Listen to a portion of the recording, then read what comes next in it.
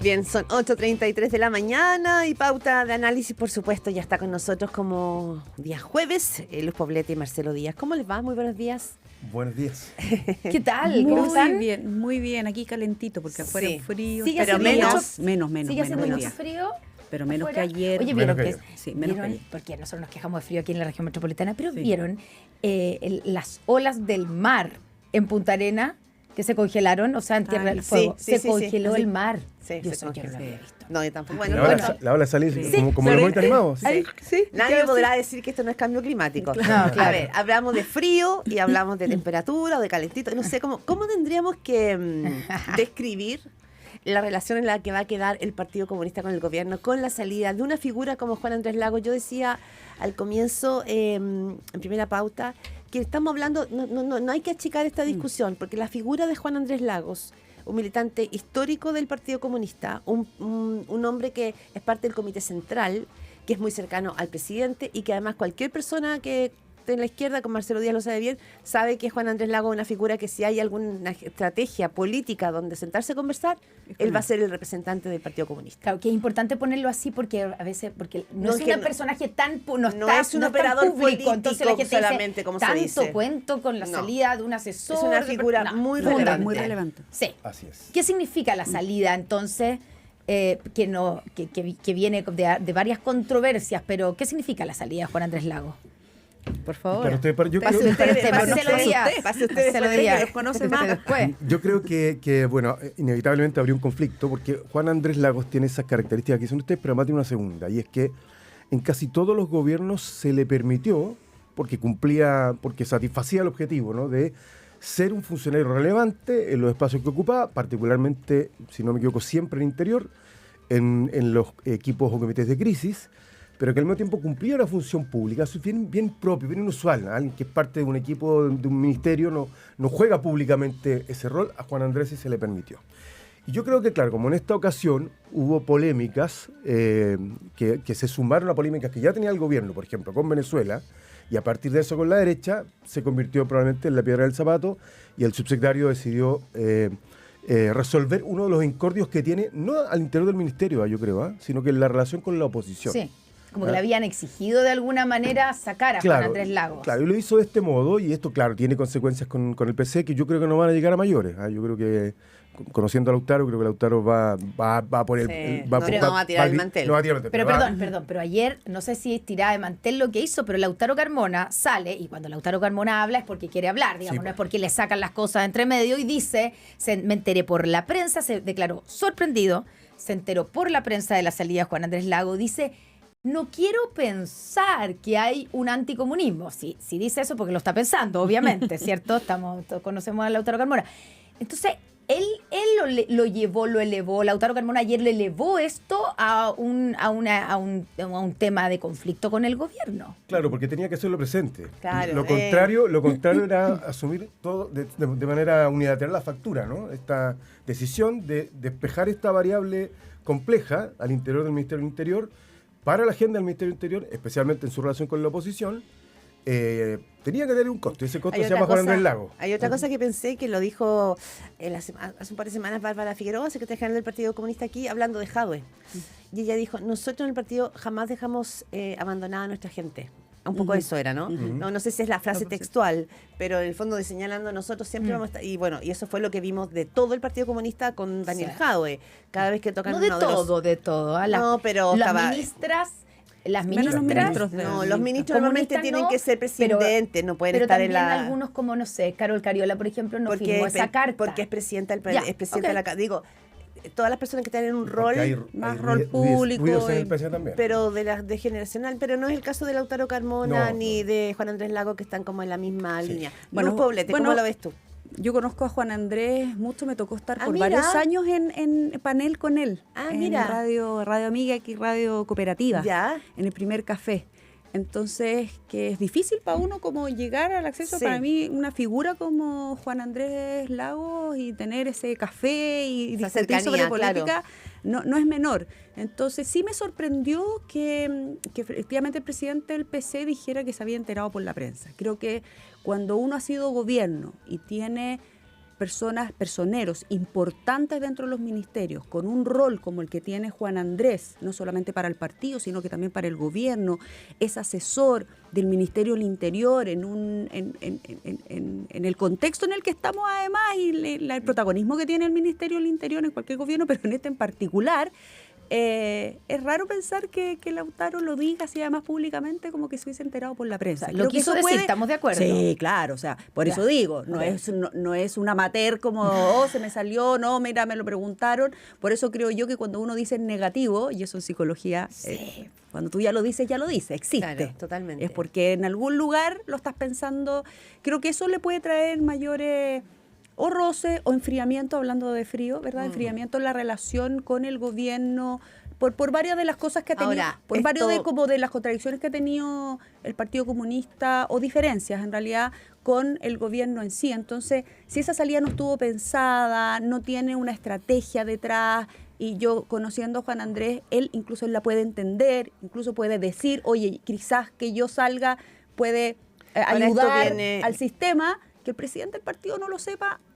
Claro, esto viene precedido además de semanas en que el Partido Comunista ha sido piedra en el zapato, o al menos una tensión evidente. La gira del presidente Gabriel Boric significó nuevos roces con el Partido Comunista. Le hace las declaraciones de Gabriel Boric respecto de la debilidad institucional de Venezuela. Cada tanto hay el malestar, y hay un malestar en el PC respecto, por ejemplo, de la política exterior que lleva Gabriel Boric. ¿Esto evidencia eso? ¿Cierra ese capítulo de desaveniencia o lo ahonda? Claro. No, yo creo que no es que vaya a profundizar las otras desavenencias que existen y que están ahí, y que yo creo que en este caso le corresponde al PC hacer una revisión de su postura. El que está en lo correcto es el gobierno. ¿Sí? O sea, yo creo que no hay ninguna posibilidad de solidarizar con un régimen dictatorial como el de Maduro. ¿No? Creo que sobre esas cosas hemos avanzado civilizatoriamente, y el que tiene un desafío pendiente de revisión es el PC, con todo el cariño que les tengo, pero sobre ello yo creo que ahí el gobierno hace lo que tiene que hacer, y si el PC reclama, bueno, está en su derecho, pero no es parte de la identidad de la agenda de la política exterior de Chile. Así como celebramos la vehemencia con la que el presidente ha actuado frente al gobierno israelí, tenemos que también tener el mismo criterio para actuar frente a una dictadura como la de Maduro.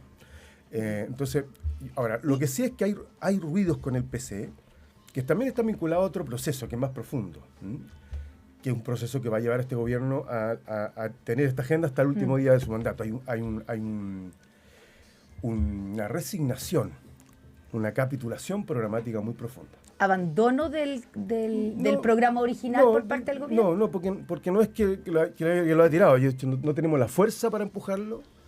No estamos en condiciones, no tenemos el capital político e incluso el económico para hacerlo, y hemos concentrado la energía en lo que había que concentrar en lo demás. Crecimiento económico, inversión, que por fin hay brotes verdes, como dice el economista, tenemos buenas señales, aunque algunas son complejas, pero son complejas en todo el mundo, pero va mejor la economía que lo que estaba hace 2 años. Segundo, pensiones, que yo creo que es el gran desafío para el conjunto de la clase política, 15 años sin reforma de las pensiones. Fíjate que ahí hay un cambio de opinión de la alcaldesa Matei que a mí me desilusionó, conociéndola como la conozco, porque antes de salir, ya no voy a ir a la elección, dijo que ella cree que había acuerdos importantes a los que llegar. Uno era pensiones. Y salió y asumió este liderazgo pre-campaña, dijo que no había acuerdo. Entonces, que el acuerdo, si era malo, había que postergarlo. Yo creo que eso no es razonable. Bueno, y el tercer tema, del gobierno es la seguridad. Entonces, esos son los ejes del gobierno, eso ordena el gobierno. Entonces, claro, eso al Frente Amplio, al PC, que somos provenía la coalición de base, sin duda que nos genera un problema tener que sacrificar tantas cuestiones que discutimos en el programa.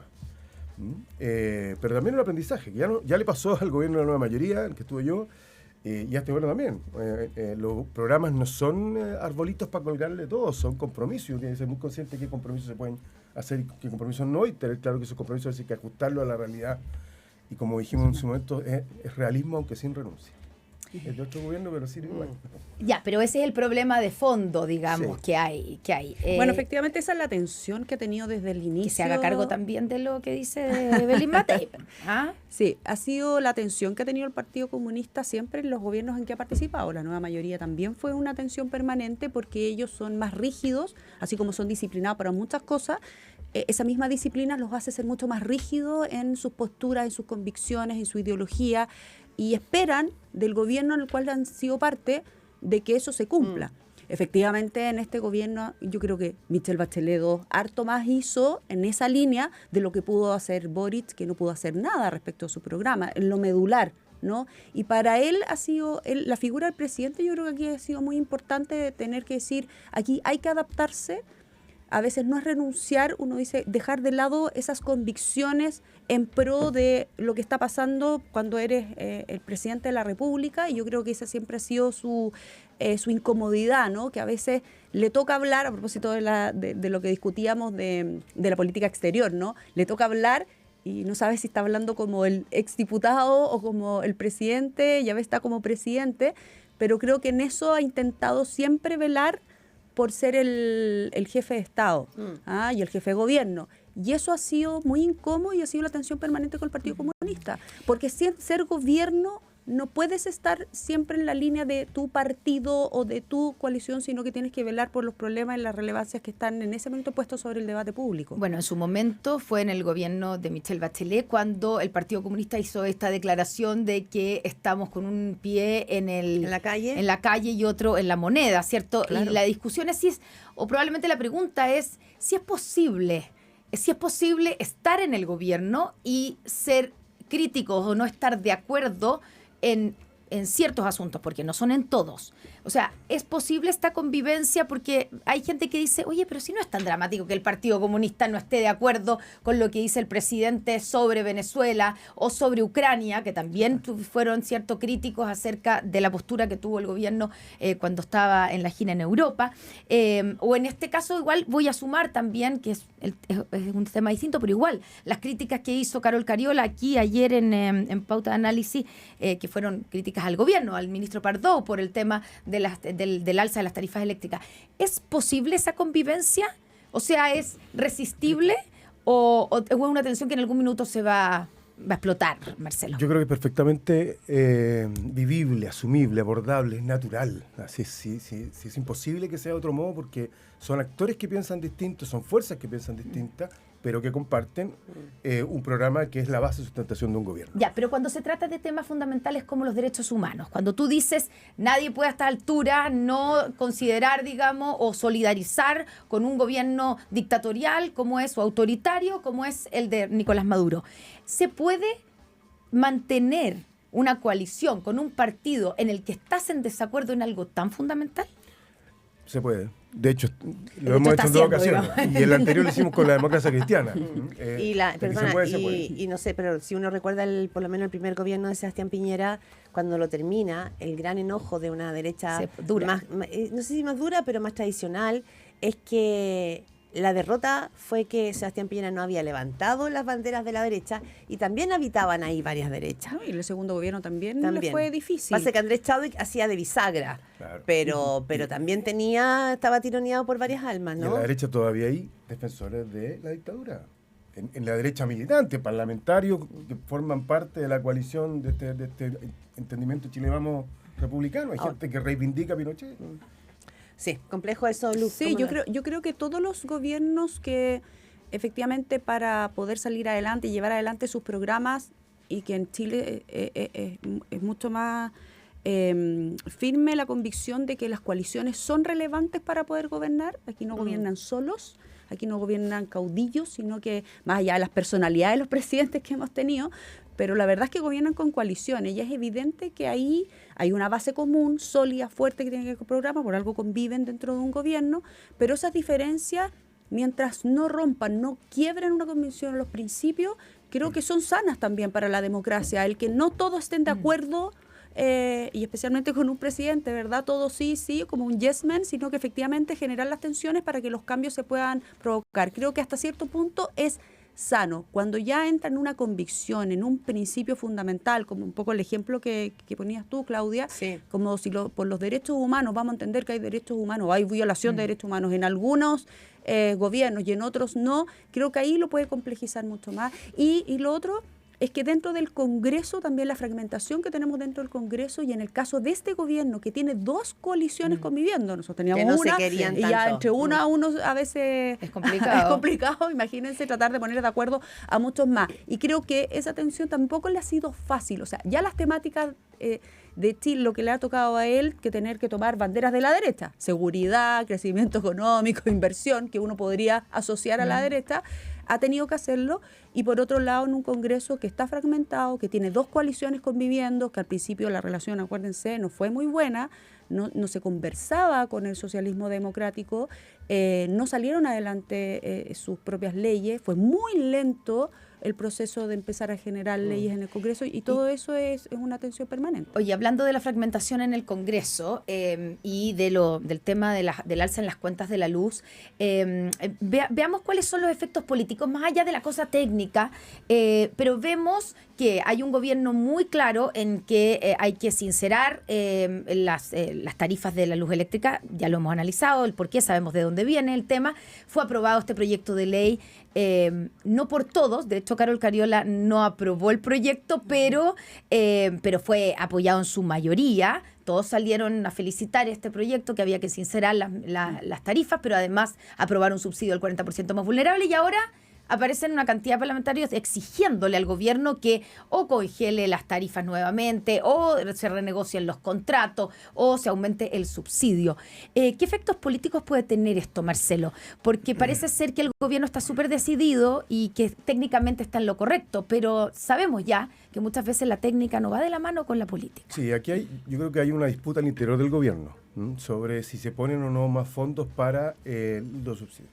Cerca del micrófono. Perdón. Ya, perdón. Para que te escuchen bien. Para que sea todo claro. Para que todo claro. Sí. Bueno, yo creo que hay una disputa al interior del gobierno, porque este es un proyecto que se viene discutiendo hace rato. Se sabía que iba a haber una presión por el lado de los subsidios. Me consta que Energía desde un comienzo sabía que tenía que ir más allá de los recursos señalados. Que había también una cierta aversión del ministro Marcel a poner más recursos a la mesa. Se planteó en algún momento subir el impuesto al carbón. No me acuerdo las cifras, traté de averiguarlo. Creo que en Chile $5 y en Europa 50. O sea, tenemos una brecha bastante importante como para aumentar eso sin que nuestra energía deje de ser competitiva. Hay quienes en la industria dicen podríamos asumir ese costo de un mayor impuesto. Se podría asumir ese costo de un mayor impuesto. Pero raya para la suma, esto es un autogol no forzado. Fíjate, yo entiendo estar de acuerdo con la lectura que hace Carol. Es cierto que esto había que sincerarlo, transparentarlo, pero cuando tú sabes que va a haber un impacto de esta magnitud, yo se lo escuché a senadores de derecha, a la senadora Ensperger, se lo escuché a Juan Luis Castro en los debates de comisiones. O sea, todos sabían que esto venía. Entonces, que te llegue la hora nona y no tenga respuesta, no tenga solución. Entonces, con el ministro Pardo diciendo, vamos a ver de dónde sacamos más recursos. Cuando tiene el ministro Pardo asegura que se entregó toda la información en el Congreso. Sí, pero lo que el Congreso le mandaba eran más recursos. Y la dificultad para los más recursos estaba en Teatino 120, donde están siempre las dificultades para más recursos. Entonces uno tiene el deber desde el gobierno de buscar soluciones antes de que esto estalle, porque tanto lo que dice Carol Cariola como lo que dicen otros actores, de partida tiene un impacto social, partamos por ahí, impacto brutal. Es que ese es el tema hoy día clave y que puede tener costos políticos. Y el segundo es político, para los actores políticos del gobierno. Sí. Bueno, efectivamente, si eso no estaba claro, de nuevo la conversación con tu coalición es fundamental cuando tú sabes que vas a tirar un bombazo de esta naturaleza. No entrar en lo técnico, como bien dice la Connie, esto se veía venir. Y ni siquiera la oposición puede decir lo contrario, porque por algo se aprueba la ley. Sabíamos porque esto venía del gobierno anterior, el congelamiento, digo, y que en algún minuto estiraron el chicle, este gobierno trató de estirarlo lo que más pudo. Esto podría incluso haberse alzado antes de llegar a los 6.000 millones de deuda.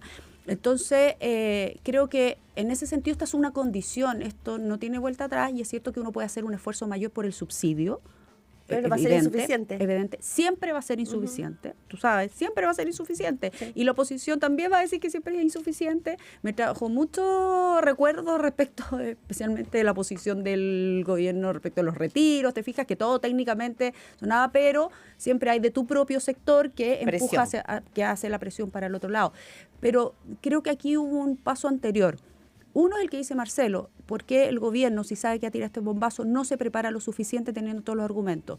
Si el ministro Pardo dice, no, sí, los tuve ahí, ¿por qué no tuvo todas las conversaciones que tenía que tener? Tú lo primero que haces es hablar con todos los actores políticos relevantes de tu sector y de tu coalición y en el Congreso para que justamente apoyen esto. No llegas y lanzas la medida después que opinen. En general te llaman a la moneda, te dan toda la presentación, hay te minutas. Dicen, hay minutas completas, tú los puedes parlamentarios, decir no, sí. Los parlamentarios tienen asesores también en los temas. O sea, exacto, yo encuentro bien impresentable que un parlamentario diga es que no teníamos toda la información. Entonces, ¿cómo votaron? Tú fuiste parlamentario, Marcelo. Pero voy a quedar una lanza por el pantalla. Es que no, si ese es el problema del Congreso. Bueno, pero es que entonces tú no votas. El Congreso tiene... Yo no tengo que votar de manera responsable. No puedes votar si no tienes toda la información, ¿o no? Sí, pero no siempre la vas a tener y tienes que votar igual. Porque el déficit de asesoría entre el Ejecutivo y el Legislativo es sideral. Ese es el drama. Tienes un asesor multipropósito que tiene que saber más o menos de todo y además saber hacer indicaciones, generalmente un abogado. Esto es eléctrico. Ya, pero hay recursos importantes. Entonces, para yo creo que hay que mirar el contexto. El contexto en que se votó esta ley estaba precedido por un estallido social. No estamos hablando del 2022. Ahí salió la ley. Sí, pues esa es la ley. Esa es la ley. No, sí, estoy pensando en el último el de abril creo que fue. El de ahora. Y además tú haces fe de los informes que te entrega el gobierno. Ahora, mi opinión brevemente es que Pardow siempre supo que esto iba a ocurrir. Por eso es que él planteó buscar más recursos para el subsidio. Bien. Correcto. Ya. Y el último punto, así en segundo. Sí, que mira, tenemos ahí la presión al otro lado del vídeo. Bueno, porque no, me quedo con el tema de la conversa. Yo creo que cuando tú tienes una coalición puesta en el Congreso y vas a tirar un proyecto, o tienes que implementar, porque esto ya es ley, o sea, tienes que implementarlo, espera, hay que más o menos te apoyen, o que salgan, o silencien, porque si no, es como decía Marcelo, un autogol. ¿Para qué? Bien, Marcelo Díaz, exministro, secretario general de Gobierno y ex embajador también. Tiene varios cargos, Marcelo, sí, pues. una trayectoria larga. No hablamos de los paneles solares de Argentina. Luz Poblete, secretaria general de la Facultad de Economía y Gobierno de la Universidad de San Sebastián. Muchísimas gracias a los dos por estar aquí. Gracias. Muchas gracias. Gracias, buenos días. Y cuando